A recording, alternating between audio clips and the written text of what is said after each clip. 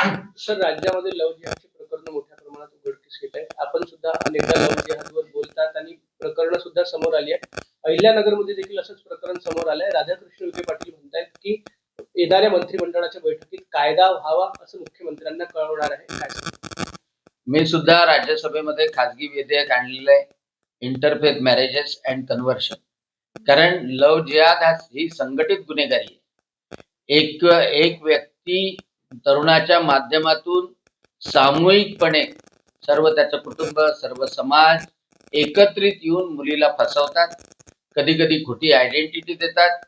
त्यानंतर तिला प्रेमाच्या जाळ्यात अडकवून कधी ड्रगच्या सहाय्याने, कधी प्रलोभनाच्या सहाय्याने, कधी ब्लॅकमेल करण्याच्या माध्यमातून तिला अटकवतात, लग्न करतात.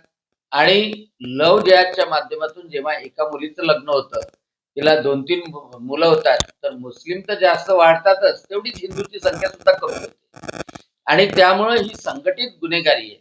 आणि मुस्लिमांची संख्या वाढवण्याकरता विशेषतः मुस्लिम मुलींना टार्गेट केलेलं आहे. आता छांगूर बाबाच्या प्रकरणामध्ये 100 कोटी रुपये ईडीने जप्त केले.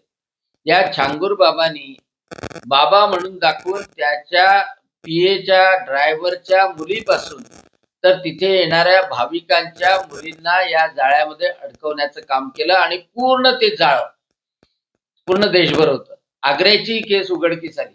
अमरावती बडनेरा हे तर हब झालेलं आहे. मेळघाट मधल्या आदिवासीच्या मुली असो, कॉलेजमध्ये जाणाऱ्या चांगल्या घरच्या मुली असो, यांना बरोबर प्रेमाच्या जाळ्यात अटकवतात. त्यासाठी काही मुलींची सहायता सुद्धा केल्या जाते. मैत्रीचं आमिष दिल्या जातं.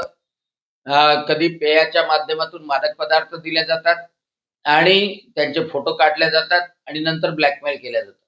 आणि म्हणून अहमदनगरमध्ये घडणारी घटना ही काही अपवादात्मक नाहीये, हे सगळीकडे होते आहे. आणि म्हणून शासनाने हा कायदा केलाच पाहिजे की आंतरधर्मीय विवाह जर करत असेल तर स्पेशल मॅरेज ऍक्ट मध्येही त्या मुलीच्या पालकांना कळवल्या गेलं पाहिजे, जरी ती संज्ञा नसली तरी.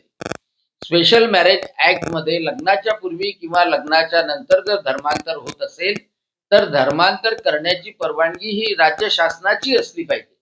राज्य शासनाला माहीत करूनच धर्मांतर झालं पाहिजे.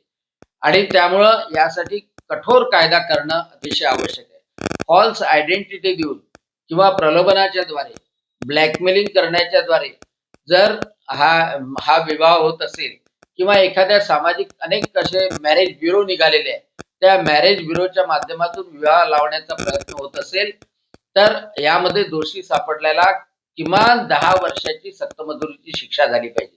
आणि असा कायदा हा महाराष्ट्र सरकारने सुद्धा केला पाहिजे. कारण महाराष्ट्र सरकारच्या अधिकारात ते येतं आणि तो राबवल्या सुद्धा गेला पाहिजे.